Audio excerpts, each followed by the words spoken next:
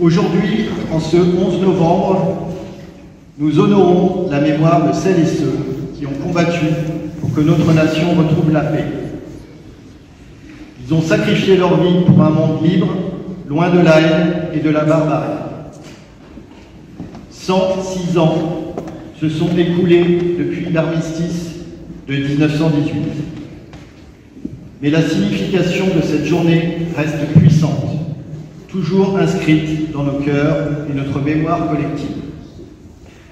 En ces temps où l'actualité internationale fait écho à des tensions géopolitiques à la lisière de l'Europe, rappelons-nous que l'entrée en guerre des États-Unis en 1917 a marqué un tournant décisif dans la lutte pour la liberté.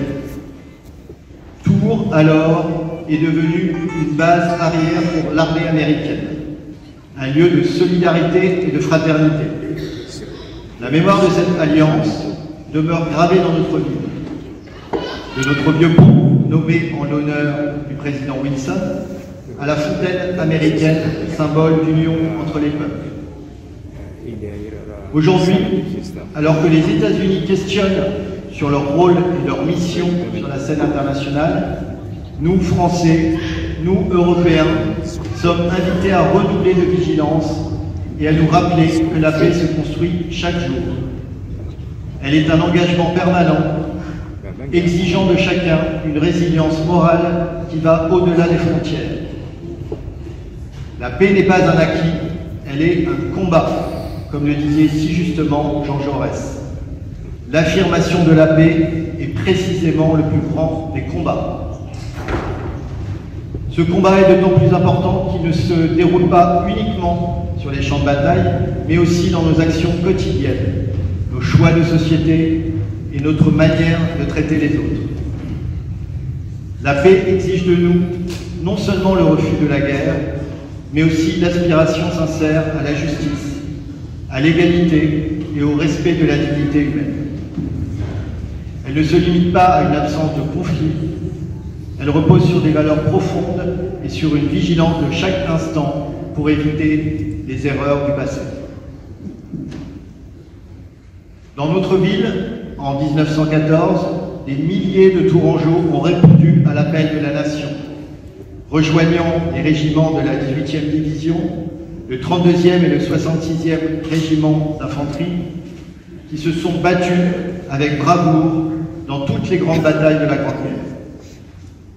Tours, ville de garnison et de solidarité, a participé à l'effort de guerre avec une détermination exemplaire, non seulement en envoyant des soldats sur le front, mais aussi en accueillant les blessés, les réfugiés et en soutenant ces familles dans une économie de guerre grâce à la mobilisation de ces usines et de ces ouvrières.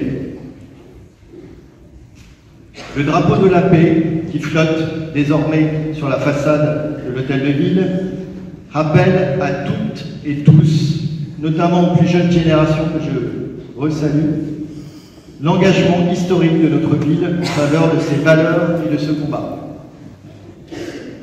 Ce drapeau symbolise notre devoir de vigilance et de mémoire envers celles et ceux qui ont fait de Tours une cité de paix et de solidarité, malgré les épreuves et les sacrifices. Nous devons honorer leur mémoire en veillant à ce que notre société reste unie et ancrée dans les principes de justice et de fraternité. Mesdames, Messieurs, ce 11 novembre est bien plus qu'une commémoration. Il est un engagement pour l'avenir.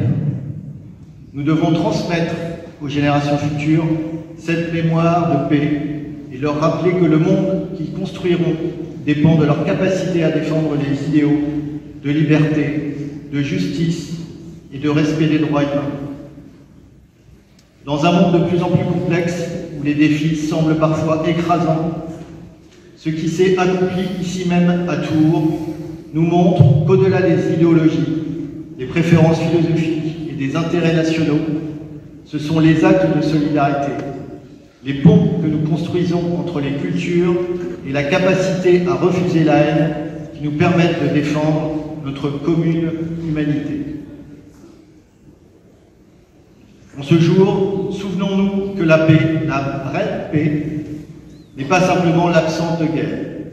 Elle se fonde sur la justice, l'égalité et le respect de la dignité humaine. En rendant hommage à nos soldats, nous rappelons notre engagement pour que l'histoire ne se répète pas, pour que l'horreur des tranchées et des conflits n'ait pas de place dans l'avenir que nous construisons pour nos enfants. Au-delà des cérémonies et des discours, cette journée est l'occasion de renforcer notre vigilance collective contre les mots insidieux qui sapent la paix, les préjugés, l'intolérance et la tentation de se tourner vers des solutions violentes. C'est par le dialogue, par l'ouverture et par le respect des différences que nous pourrons préserver l'héritage que nous ont laissé les générations passées.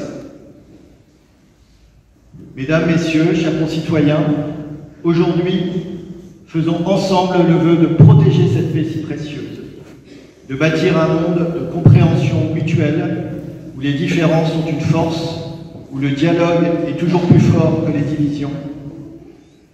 Puisse ce 11 novembre nous rappeler chaque année que la paix est notre bien commun et qu'il est de notre devoir de la préserver. Vive la paix, vive la République, vive la France.